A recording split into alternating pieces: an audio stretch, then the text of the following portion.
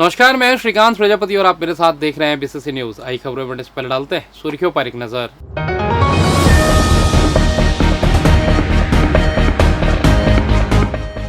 मौसम की तबाही से जनजीवन हुआ प्रभावित, पेड़ गिरे, बिजली गुल, थमा शहर। योजनाओं की समीक्षा में आंकड़े आए सामने, कलेक्टर ने दिए गंभीरता से कार्य के निर्देश। गांव-गांव में लग रही चौपाल, सुशासन तिहार का ले रहे लाभ।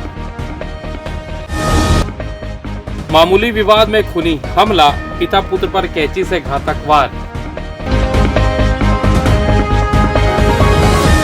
सुर्खियां खबरें विस्तार से। मंगलवार शाम शहर में एक बार फिर तेज आंधी, तूफान और बारिश ने जनजीवन को बुरी तरह प्रभावित कर दिया। शाम होते ही अचानक मौसम ने करवट ली और तेज हवाओं के साथ शुरू हुई बारिश ने पूरे शहर की रफ्तार थमा दी। सबसे ज्यादा असर सिम चौक इलाके में देखने को मिला, जहां तेज हवा के कारण एक विशाल पेड़ सड़क पर गिर गया। पेड़ गिरने से यातायात पूरी तरह बाधित हो गया और दोनों ओर वाहनों की लंबी कतारें लग गई। इस तरह शहर के कई अन्य हिस्सों मोपका, सरकंडा, तारबर और राजकिशोरनगर में भी पेड़ टूटकर सड़कों पर गिरने की खबर है, जिससे आवागमन प्रभावित रहा। आंधी के साथ आई तेज बारिश और हवाओं ने बिजली व्यवस्था को भी बुरी तरह प्रभावित किया। कई इलाकों में बिजली के खंभे और तार क्षतिग्रस्त हो गए, जिसके चलते शहर के अधिकांश हिस्सों में अंधेरा छा गया। लोगों को गर्मी के बीच अचानक बिजली गुल होने से भारी परेशानियों का सामना करना पड़ा। अचानक बदले मौसम ने राहगीरों और दुकानदारों को भी मुश्किल में डाल दिया। कई लोग बीच रास्ते में ही फंस गए और सुरक्षित स्थानों की ओर भागते नजर आए। घटना की जानकारी मिलते ही नगर निगम और बिजली विभाग की टीमें मौके पर पहुंच गई। गिरे हुए पेड़ों को हटाने और यातायात बहाल करने का काम तेजी से जारी है। वहीं बिजली विभाग द्वारा क्षतिग्रस्त लाइनों की मरम्मत कर सप्लाई बहाल करने के प्रयास किए जा रहे हैं। फिलहाल राहत कार्य जारी है, लेकिन आंधी तूफान के इस कहर ने शहर की व्यवस्था को पूरी तरह हिलाकर रख दिया है। इधर जिले में नकली और डुप्लीकेट खाद्य सामग्री का कारोबार तेजी से पैर पसार रहा है। बाजारों में मिलावटी सामानों की बढ़ती आमद अब आम उपभोक्ताओं के स्वास्थ्य के लिए गंभीर खतरा बनती जा रही है। ताजा मामला व्यापार विहार का है, जहां राजस्व विभाग और खाद्य सुरक्षा विभाग की संयुक्त टीम ने बड़ी कार्रवाई करते हुए लाखों रुपए की संदिग्ध नकली चिकन मसाला खेप जब्त की है। सोमवार शाम व्यापार विहार स्थित श्री बालाजी कार्गो मूवर्स में छापेमारी के दौरान 8 बड़ी झालों में भरे करीब 32 बॉक्स नकली एवरेस्ट ब्रांड के चिकन मसाले बरामद किए गए। मौके पर मौजूद अधिकारियों ने तत्काल कार्रवाई करते हुए पूरे माल को जब्त कर लिया और परिसर को सील कर दिया। जांच के दौरान कंपनी के प्रतिनिधियों ने भी स्पष्ट किया कि जब्त मसाला उनके ब्रांड का असली उत्पाद नहीं है, जिससे मामले की गंभीरता और बढ़ गई है। कार्गो मूवर्स के संचालक ने इस पूरे मामले से खुद को अलग बताते हुए कहा कि उन्हें इस सामान की कोई जानकारी नहीं है। हालांकि जिस स्थान पर यह खेप रखी गई थी वहां लगे सीसीटीवी कैमरा भी इस पूरे नेटवर्क का खुलासा करने में अहम भूमिका निभा सकते हैं। फुटेज के जरिए यह पता लगाया जा सकेगा कि नकली माल किसने, कब और किस उद्देश्य से यहां रखा। इस कार्रवाई ने एक बड़ा सवाल खड़ा कर दिया है कि आखिर इतने बड़े पैमाने पर नकली खाद्य सामग्री शहर तक कैसे पहुंच रही है और जिम्मेदार विभागों को इसकी भनक क्यों नहीं लग रही है, जबकि खाद्य सुरक्षा विभाग पर मिलावटखोरी रोकने की सीधी जिम्मेदारी है। लगातार सामने आ रहे ऐसे मामलों से स्पष्ट है कि जिले में नकली सामानों की सप्लाई चेन सक्रिय है। मामले में जिला कलेक्टर संजय अग्रवाल ने कहा कि जिले में ऐसे लोगों पर सख्त कार्रवाई की जा रही है और ऐसे अवैध कारोबार की जड़ तक पहुंचकर सख्त कार्रवाई की जाएगी, ताकि उपभोक्ताओं की सेहत के साथ हो रहे खिलवाड़ पर पूरी तरह रोक लग सके। पश्चिम बंगाल चुनाव में बीजेपी के जीत से प्रदेश भर में भारतीय जनता पार्टी खेमे में खुशी की लहर है, जिसको लेकर पार्टी प्रमुख सहित अन्य कार्यकर्ता भी अलग अलग तरीकों से खुशी मना रहे। इसी कड़ी में पूर्व विधानसभा अध्यक्ष धर्मलाल कौशिक ने पश्चिम बंगाल चुनाव में भाजपा के जीत को लेकर प्रधानमंत्री नरेंद्र मोदी, गृह मंत्री अमित शाह, भाजपा के राष्ट्रीय अध्यक्ष नितिन नवीन के साथ साथ कार्यकर्ताओं को शुभकामनाएं बधाई दी है। साथ ही पश्चिम बंगाल की जनता का आभार व्यक्त भी किया है। उन्होंने कहा कि बंगाल की जीत एक नया बंगाल और सशक्त बंगाल का उदय हुआ है। पश्चिम बंगाल की जनता तुष्टीकरण और अराजकता की राजनीति से त्रस्त हो चुकी थी। प्रधानमंत्री नरेंद्र मोदी के नेतृत्व और उनकी लोक कल्याण नीतियों के प्रति वहां की जनता का अटूट विश्वास इस चुनाव में एक क्रांतिकारी परिणाम लेकर के आया है। उन्होंने कहा कि बंगाल की जीत केवल एक आंकड़ों या एक पार्टी की जीत नहीं, यह जीत दशकों से दबे उन लोगों की है जिनके हक को छीना जा रहा था। यह जीत पश्चिम बंगाल में भाजपा की ऐतिहासिक विजय, प्रधानमंत्री नरेंद्र मोदी के नेतृत्व में लाखों करोड़ों कार्यकर्ताओं के कई दशकों तक की गई मेहनत और धैर्य का प्रमाण है। आज पूरे देश भर में जश्न का माहौल है। भारतीय जनता पार्टी के द्वारा इस 5 विधानसभा के जो चुनाव हुए हैं, असम में हम 100 का आंकड़ा पार किए हैं। पुडुचेरी में हमारे स्पष्ट बहुमत के साथ आगे बढ़े हैं और बंगाल जिसका नजर पूरे देश और विदेश में था, आज रिजल्ट जो आया है 200 के आंकड़ा को पार किए हैं। ऐसे हमारे योद्धा देश के यशस्वी प्रधानमंत्री नरेंद्र मोदी जी का हम आभार व्यक्त करते हैं। हमारे अमित शाह जी गृह मंत्री का आभार व्यक्त करते हैं। हमारे राष्ट्रीय अध्यक्ष नितिन नवीन जी का आभार व्यक्त करते हैं। धर्मेंद्र प्रधान जी का आभार व्यक्त करते हैं। और उसके साथ में शुभेंदु जी को हम बहुत बहुत बधाई देते हैं बंगाल के जीत के लिए। बहुत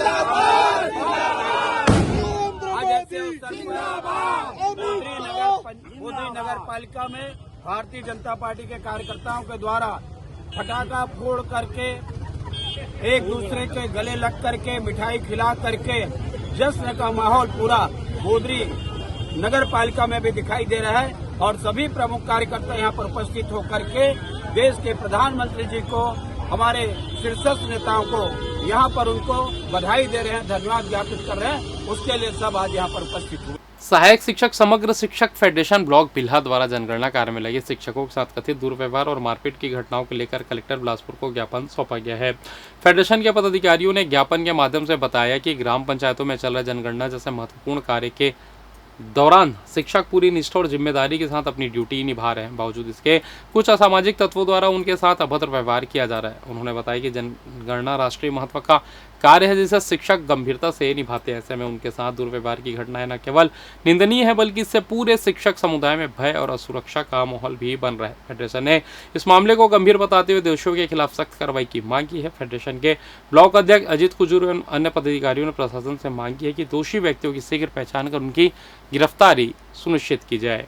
जी, जैसे मेरे साथ हुआ ऐसे ही अप्रिय घटना मेरे बाकी साथियों के साथ ना हो, इसके लिए शासन से ये मांग है कि कम से कम एक पंचायत स्तर पर या नगरीय निकाय स्तर पर एक सहयोगी जरूर दें और सुरक्षा का पर्याप्त जो है व्यवस्था किया जाए। ये अप्रिय घटना को संज्ञान में लेते हुए तुरंत कार्यवाही की है। ये बात जो है एक बिल्हा ब्लॉक की नहीं है, ये संपूर्ण मतलब हमारे राज्य की या जिले की बात करता हूँ कि जहाँ भी ड्यूटी लगी है संगणक लोग की, वहाँ पे क्या है कुछ अप्रिय घटनाएं घटी हैं, ये भविष्य में ना हो, है ना। इसके लिए हम लोग जो है आज कलेक्टर साहब को अवगत कराया और कलेक्टर साहब ने हमको आश्वासन दिया है कि हम ग्रामीण अंचल पे, पंचायत स्तर पे और नगरीय निकाय में आप लोग को सहयोगी प्रदान करेंगे, है ना। इसके लिए मैं कलेक्टर साहब का बहुत बहुत धन्यवाद देता हूँ। बिल्हा विकास खंड से जो नेतराम पैंकरा के साथ जिस प्रकार से जनगणना कार्य में वो कर रहे थे, उनके साथ जो मारपीट हुई उसको संज्ञान तो शासन ने लिया और जो संबंधित जिन्होंने इस प्रकार का कार्य किया था उनको गिरफ्तार भी किया जा चुका है। और आगामी जनगणना विभाग से एक आदेश भी आ चुका है कि इस प्रकार से काम करने वाले पर अनुशासनात्मक कार्रवाई की जाएगी और किसी को बख्शा नहीं जाएगा। लेकिन फिर भी क्योंकि शिक्षक सिंगल रूप से काम कर रहे हैं, हमारी महिला शिक्षक भी हैं, तो और उनको कई जगह अपार्टमेंट में भी ड्यूटी लगा है जो सिंगल रूप से काम कर रहे हैं। हम अभी कलेक्टर साहब से एक ही निवेदन लेकर आए थे कि हमारे शिक्षकों को एक सहयोगी के रूप में पंचायत स्तर पर कोतवाल को साथ में भेज दें या नगर निगम स्तर पर पार्षद के माध्यम से कोई भी एक प्रतिनिधि को दे दें, ताकि उनको जो पर्याप्त सुरक्षा मिल जाए और अब ऐसी अप्रिय घटना दोबारा ना हो। इस प्रमुख उद्देश्य को लेकर ही आज हम उपस्थित हुए थे। कलेक्टर साहब ने हमें आश्वस्त किया है कि हम एक लेटर निकालेंगे नगर निगम और पंचायत स्तर पर और एक सहयोगी। इधर जिले में चल रहे जनगणना कार्य को लेकर जिला कलेक्टर संजय अग्रवाल ने आम नागरिकों से महत्वपूर्ण अपील की है। उन्होंने कहा कि जनगणना जैसे राष्ट्रीय महत्व के कार्य में लगे प्रकरणकों का सहयोग करना प्रत्येक नागरिक की जिम्मेदारी है। कलेक्टर ने स्पष्ट किया कि जब भी प्रकरण किसी घर में जानकारी एकत्र करने पहुंचे तो उन्हें सही और पूरी जानकारी उपलब्ध कराई जाए। कलेक्टर अग्रवाल ने यह भी भरोसा दिलाया कि जनगणना के दौरान एकत्र की जाने वाली सभी जानकारी पूरी तरह गोपनीय रखी जाती है और इसका उपयोग केवल सरकारी योजनाओं की रूपरेखा तैयार करने के लिए किया जाता है। उन्होंने कहा कि जनगणना के आंकड़ों के आधार पर ही सरकार विभिन्न जन कल्याणकारी योजनाएं बनाती है जिससे आम जनता को सीधा लाभ मिलता है। उन्होंने जिलेवासियों से अपील करते हुए कहा कि इस कार्य को गंभीरता से ले और प्रकरणकों के साथ सम्मानजनक व्यवहार करें। किसी भी प्रकार का दुर्व्यवहार या बाधा उत्पन्न करना कानूनन अपराध है। ऐसे मामलों में संबंधित व्यक्तियों के खिलाफ सख्त कानूनी कार्रवाई की जाएगी। मेरा आपके माध्यम से सब लोगों से अपील है कि ये हम सब लोगों के पॉलिसी बनाने के लिए, योजना बनाने के लिए हमारे जनगणना में जो भी लोग काम कर रहे हैं और वो जा रहे हैं तो उनको आवश्यक सहयोग दें। जनगणना का डेटा जो है वो कंप्लीट गोपनीय मेंटेन रहता है। वो आपने कभी भी नहीं पाया होगा कि जनगणना के डेटा के आधार पे किसी की कोई भी पर्सनल जानकारी कहीं पे भी किसी को पता लगी हो। ये जरूर है कि इसमें क्लस्टर में चीजें पता लगती है कि इस पर्टिकुलर एरिया में ये इतने कार है या इतने पक्के घर हैं या ये लिटरेसी का लेवल यहाँ पे ये है, तो ये इस तरह से जो हमारा प्रगणक ब्लॉक है उस लेवल पे जाकर के चीजें पता लगती है। तो इंडिविजुअल कोई भी चीज पता नहीं लगती है। और इसमें एक घटना बिलासपुर में हुई थी, उसमें तत्काल एफआईआर दर्ज हुआ है, अरेस्टिंग भी हुई है। और इसमें जनगणना कर्मी के साथ जो भी इस तरह के दुर्व्यवहार करेंगे, मारपीट करेंगे, उनके विरुद्ध में कानून संबंध जो भी कठोर कार्रवाई है वो की जाएगी। साथ में मेरा ये भी अपील है कि जो भी जनगणना के काम में जो लगे हुए हैं वो अपने ही लोग हैं, अपने लोगों के लिए ही वो काम कर रहे हैं, तो उनका जो भी सहयोग मिल सकता है वो सहयोग जरूर हम सब लोगों को देना है। ये आपके माध्यम से मेरी अपील रहेगी। कलेक्टर संजय अग्रवाल ने साप्ताहिक टीएल बैठक में सुशासन तिहार के तहत प्राप्त आवेदनों में विभागीय योजनाओं की प्रगति की समीक्षा करते हुए अधिकारियों को सख्त निर्देश दिए कि आमजनों से प्राप्त आवेदनों का समय सीमा में गुणवत्तापूर्ण एवं प्रभावी निराकरण सुनिश्चित किया जाए। उन्होंने कहा कि शासन की योजनाओं का लाभ तभी सार्थक होगा जब शिकायतों और मांगों का त्वरित समाधान हो। बैठक में तखतपुर क्षेत्र में सुशासन तिहार शिविरों के प्रचार प्रसार में लापरवाही पाए जाने पर कलेक्टर ने नाराजगी जताई। उन्होंने कहा कि पर्याप्त जानकारी के अभाव में अपेक्षाकृत कम लोग शिविरों का लाभ ले सके। इस पर तखतपुर के सीएमएचओ अमृत सिंह को शोकॉज नोटिस जारी करने के निर्देश दिए गए। साथ ही सभी विभागों और नगरीय निकायों को योजनाओं का व्यापक प्रचार प्रसार करने को कहा गया। लोक स्वास्थ्य यांत्रिकी विभाग की समीक्षा के दौरान जिले के 86 सूखे नलकूपों को रिचार्जिंग कार्य में उपयोग करने के निर्देश दिए गए ताकि जल संरक्षण और भूजल संवर्धन को बढ़ावा मिल सके। ई डिस्ट्रिक्ट योजना में लगभग 12% आवेदनों के निरस्त होने पर कलेक्टर ने असंतोष जताते हुए लोक सेवा केंद्रों के ऑपरेटरों को प्रशिक्षण देने के निर्देश दिए। मैतारी वंदन योजना में 4.14 लाख पात्र महिलाओं में से 2.90 लाख का ई-केवाईसी पूर्ण होने की जानकारी दी गई। कलेक्टर ने शेष कार्य शीघ्र पूर्ण करने के निर्देश दिए। वहीं आयुष्मान कार्ड योजना में शेष 3.14 लाख हितग्राहियों के कार्ड बनाने के विशेष अभियान चलाने को कहा गया। राजस्व प्रकरणों के त्वरित निराकरण के भी निर्देश दिए गए। फिलहाल वक्त चला छोटा सा ब्रेक का, मिलता है ब्रेक के बाद, कहीं जाइएगा नहीं। अब पुरानी इमारतों को तोड़ने की जरूरत नहीं, क्योंकि आपके शहर बिलासपुर में आ चुकी है बिल्डिंग लिफ्टिंग और शिफ्टिंग की सबसे भरोसेमंद कंपनी। जी हाँ, Jodha and brothers private limited. अब बिलासपुर छत्तीसगढ़ में लेकर आई है मॉडर्न टेक्नोलॉजी से building lifting and shifting service, वो भी फाउंडेशन के साथ। अगर आपकी बिल्डिंग सड़क से नीचे हो गई है या बारिश में पानी भर जाता है या आप अपनी बिल्डिंग को बिना तोड़े नई जगह शिफ्ट करना चाहते हैं, तो अब चिंता खत्म, क्योंकि अब मिलेगा बिना तोड़ फोड़ के पूरी बिल्डिंग उठाने की सुविधा। मजबूत फाउंडेशन के साथ सुरक्षित शिफ्टिंग। घर, दुकान, होटल, स्कूल, हर प्रकार की बिल्डिंग पर काम। समय की बचत और लागत में भारी कमी। और सबसे खास 100% गारंटी के साथ प्रॉपर कोर्ट एग्रीमेंट के साथ काम। ISO 9001-2015 certified, all India service provider और हजारों सफल प्रोजेक्ट्स का अनुभव। अब कोई रिस्क नहीं, ना टूट फूट का डर, ना पैसे डूबने की चिंता, क्योंकि हर काम होगा लीगल एग्रीमेंट के साथ। जी सर, जैसे ये जैक वगैरह लग रहे हैं ना, जैक सिस्टम से हम इसको ऊपर उठाते हैं और जो शिफ्ट करते हैं उसका अलग से रहता है सर। 100% गारंटी रहती है कंपनी की जी, कोई भी नुकसान नहीं है, कोर्ट एग्रीमेंट होता है जी, ऐसा कुछ नहीं है। जैसे उठाना हो, कितना भी उठाना हो उठ जाएगा, कितना भी शिफ्ट करना शिफ्ट हो जाएगा। इसमें वो कस्टमर के ऊपर रहता है कि कितना भी वो करवाए उतना ही हो जाता है। ये 5 फुट उठ गया है ऊपर, 5 फुट लिफ्ट किया गया है, इसमें नुकसान कोई नहीं है, आपके सामने है। 100% गारंटी रहती है कंपनी की हमारी। तो देर किस बात की, आज ही अपनी बिल्डिंग को नया जीवन देने के लिए संपर्क करें mister Jagjit Singh 9781373373, mister Ranjot Singh 9781227790, 9914127790, www.jodhabuildinglifting.com, info@jodhabuildinglifting.com। Jodha and brothers private limited, जहां आपकी पुरानी बिल्डिंग बनती है नई और सुरक्षित। पिछले 17 वर्षों से रियल एस्टेट के क्षेत्र में दे रहे हैं अपनी सेवाएं और लगातार शहर की जनता को एक नई लिविंग लाइफस्टाइल। अपने कार्यों एवं सेवाओं के माध्यम से लाखों लोगों की उम्मीदों को दिया है आकार। इसलिए जिले में ही नहीं, पूरे प्रदेश में इनकी पहचान है बरकरार। आपके सपनों के घर को हकीकत में बदल कर है दिखाना, इसलिए आपके लिए लेकर आए हैं भाटी आशिया।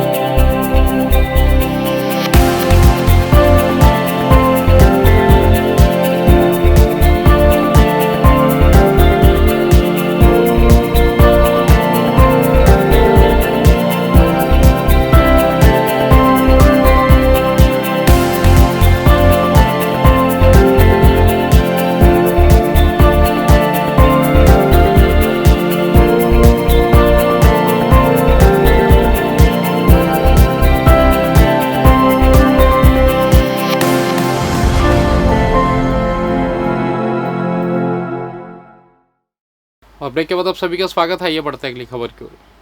स्कूलों का रिजल्ट घोषित कर दिया गया है। प्रोग्रेसिव कॉन्वेंट स्कूल में पढ़ने वाली सानवी प्रजापति ने नर्सरी में 99.75% लाकर अपनी पढ़ाई का जज्बा सभी को दिखा दिया है। दरअसल छोटी सी नन्ही बच्ची सानवी प्रजापति ने कम उम्र में ही अपनी पढ़ाई का जौहर दिखा दिया है। आप इससे ही अंदाजा लगा सकते हैं कि नन्ही उम्र में ही उसने 99% से भी ज़्यादा अंक लाया है। इस छोटी उम्र में ही डॉक्टर बनने का सपना संजोए सानवी ने अपने स्कूल का पहला स्टेप पार कर लिया है। वहीं प्रोग्रेसिव कॉन्वेंट स्कूल की प्रिंसिपल खान मैडम ने भी सानवी को खूब सराहा है। आपको बता दें कि पढ़ाई के लिए सानवी की टीचर के साथ ही साथ मम्मी, दादा दादी और बुआ का विशेष योगदान रहा है। नॉर्थ ईस्ट इंस्टीट्यूट द्वारा संचालित ग्रीष्मकालीन समर कोचिंग कैंप की शुरुआत 1 मई से एनआई ग्राउंड एवं ऑडिटोरियम में की गई है। इस कैंप में बच्चों, युवा और महिलाओं के लिए विभिन्न प्रकार की ट्रेनिंग दी जा रही है, जिसमें खासतौर पर डांस और फिटनेस क्लासेस आकर्षण का केंद्र बनी हुई है।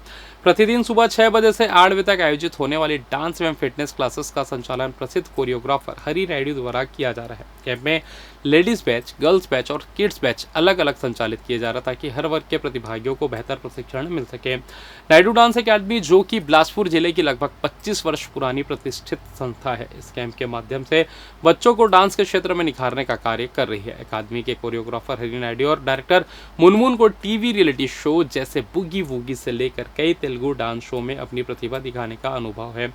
संस्थान का उद्देश्य केवल डांस सिखाना ही नहीं, बल्कि बच्चों के सर्वांगीण विकास पर भी विशेष ध्यान देना है। डांस के माध्यम से बच्चों में आत्मविश्वास, सामाजिकता, एकाग्रता और व्यक्तित्व विकास को बढ़ावा मिलता है। गर्मी की छुट्टियों में इस प्रकार का कैंप बच्चों के समय का सदुपयोग करते हुए उनके भीतर छिपी प्रतिभा को निखारने का बेहतरीन अवसर प्रदान कर रहा है।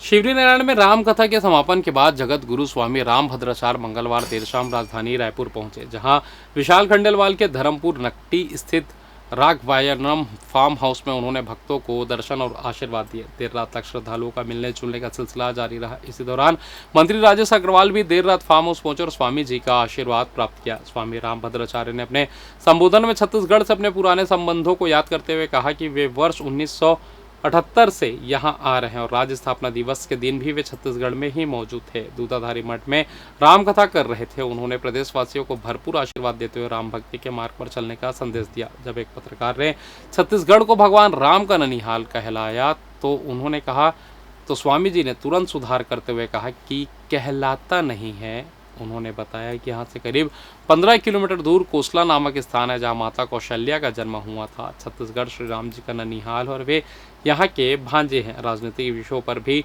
स्वामी जी ने अपने विचार व्यक्त किए। पश्चिम बंगाल में भाजपा की जीत पर उन्होंने कहा कि यह सकारात्मक संकेत है और प्रधानमंत्री नरेंद्र मोदी के गंगोत्री से गंगा सागर तक विस्तार का सपना अब पूरा होता दिखाई दे रहा है। उन्होंने कहा कि भाजपा अपने वादों को पूरा करने की बात कही। बता दें कि छत्तीसगढ़ की पावन धरा पर मां शबरी की नगरी शिवरीनारायण स्थित राम मिलेंगे आश्रम में 9 दिवसीय रामकथा का भव्य आयोजन संपन्न हुआ। 27 अप्रैल से 5 मई तक चले इस धार्मिक आयोजन में देश भर से श्रद्धालु पहुंचे और भगवान श्री राम की कथाओं का रसपान किया। केंद्रीय जेल बिलासपुर में एक विचाराधीन बंदी की संदिग्ध परिस्थितियों में मौत हो जाने से जेल प्रशासन में हड़कंप मच गया है। मृतक बंदी की पहचान राजू गोड़ 32 वर्ष के रूप में हुई है, जो पास्को एक्ट के मामले में विचाराधीन था और सितंबर 2025 से केंद्रीय जेल में निरुद्ध था। मिली जानकारी के अनुसार बंदी की तबीयत अचानक बिगड़ने पर उसे तत्काल जेल परिसर में प्राथमिक उपचार दिया गया, लेकिन उसकी हालत में सुधार नहीं होने पर उसे हॉस्पिटल ले जाने की तैयारी की जा रही थी। इसी दौरान उसने अपना दम तोड़ दिया। प्रारंभिक तौर पर बंदी की मौत हार्ट अटैक से होने की आशंका जताई जा रही है। बताया जा रहा है कि मृतक बंदी मस्तूरी थाना क्षेत्र के गतौरा गाँव का निवासी था और जेल की बैरक B3 में रखा गया था। घटना की जानकारी मिलते ही जेल प्रशासन और पुलिस अधिकारी मौके पर पहुंचे और पूरे मामले की जाँच शुरू कर दी गई है। मृतक के शव को PM के लिए भेज दिया गया है, जिसके बाद ही मौत के सही कारणों का खुलासा हो सकेगा। फिलहाल पुलिस मर्ग कायम कर जांच कर रही है।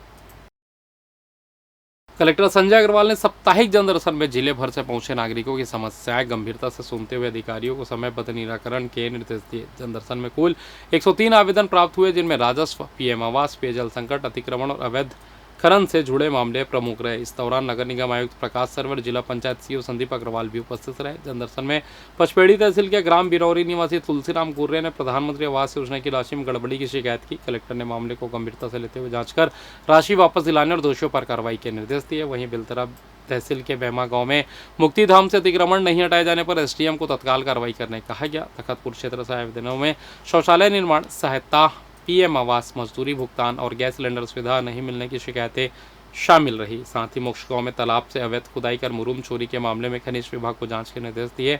रतनपुर क्षेत्र में तालाब भूमि के नामांतरण और अतिक्रमण की शिकायत पर जांच के निर्देश दिए गए। वहीं बिल्हा के गोड़ी और पत्थरखान गांव में पेयजल संकट को लेकर पीएचई विभाग को शीघ्र व्यवस्था सुधारने के निर्देश दिए गए हैं। कलेक्टर ने स्पष्ट किया कि सभी आवेदनों का प्राथमिकता से निराकरण कर आमजन को राहत पहुंचाई जाए। तिब्बत क्षेत्र में पति ने पत्नी को जहर देकर मारने की कोशिश का मामला सामने आया। पुलिस ने हत्या के प्रयास के गंभीर मामले में त्वरित कार्रवाई करते हुए आरोपी पति को 24 घंटे के भीतर गिरफ्तार कर लिया है। आरोपी ने अपनी पत्नी पर चरित्र शंका करते हुए उसे जबरदस्ती चूहा मारने की दवा पिलाई थी, जिससे उसकी हालत गंभीर हो गई। आपको बता दें कि पीड़िता ने 4 मई को थाना सीपत पहुंचकर शिकायत दर्ज कराई कि उसका पति राम रतन सूर्यवंशी अक्सर उसके चरित्र पर संदेह कर मारपीट और विवाद करता था। उसने बताया कि 8 अप्रैल 2026 की सुबह आरोपी ने घर में चूहे होने का बहाना बनाकर पत्नी से चूहा मारने की दवा मंगवाकर इसके बाद वह उसे खेत के खार में ले जाकर जबरदस्ती चूहा मारने की दवा खिला दिया, जिससे वो बेहोश हो गई थी और उसे इलाज के लिए सिम्स में भर्ती कराया गया था, जहां होश में आने के बाद उसने अपनी सारी आपबीती बताई, जिसके बाद पुलिस ने आरोपी पति राम रतन सूर्यवंशी को गिरफ्तार कर हत्या की कोशिश का मामला दर्ज कर उसे जेल दाखिल कर दिया है। मल्हार चौकी क्षेत्र में एक मामूली विवाद ने हिंसक रूप लेते हुए 2 लोगों को गंभीर रूप से घायल कर दिया। नारियल खरीदने को लेकर शुरू हुआ विवाद देखते ही देखते खूनी हमले में तब्दील हो गया, जिसमें आरोपी ने पिता पुत्र पर धारदार कैंची से ताबड़तोड़ वार कर दिया। रूपचंद केवट निवासी मेला चौक ने पुलिस को शिकायत में बताया कि वह मजदूरी कर अपने परिवार का पालन पोषण करता है। 4 मई की रात करीब 8 बजे वह काम से लौट रहा था, तभी मोहल्ले के लोगों ने सूचना दी कि उसके भाई रुपेश केवट और पिता मनहरण केवट पर मोहल्ले के ही ज्ञान उर्फ लक्की श्रीवास ने हमला कर दिया। सूचना मिलते ही वह मौके पर पहुंचा, जहां रुपेश मेडिकल स्टोर के सामने वह बेहोश पड़ा हुआ था, जबकि मनहरण के पीठ से खून बह रहा था। स्थानीय लोगों की मदद से दोनों को तत्काल मसूरी सामुदायिक स्वास्थ्य केंद्र ले जाया गया, जहां से उनकी गंभीर स्थिति को देखते हुए सिम्स रेफर कर दिया गया, जहां दोनों की हालत चिंताजनक बताई जा रही है। प्रारंभिक जानकारी के अनुसार नारियल खरीदने को लेकर पहले गापाबाई श्रीवास से विवाद हुआ था, जिसके बाद उसका बेटा ज्ञान उर्फ लक्की मौके पर पहुंचा और गाली गलौज करते हुए जान से मारने की धमकी दी। इसके बाद उसने कैंची से हमला कर दिया। पुलिस ने आरोपी के खिलाफ मामला दर्ज कर जांच शुरू कर दी है। मेडिकल रिपोर्ट के आधार पर अन्य धाराएं जोड़ी जा सकती है। और फिलहाल इस बुलेटिन में बस इतना ही। मुझे दीजिए इजाज़त, फिर होगी आपसे मुलाकात। तब तक देखते रहिए बीसीसी न्यूज़। नमस्कार।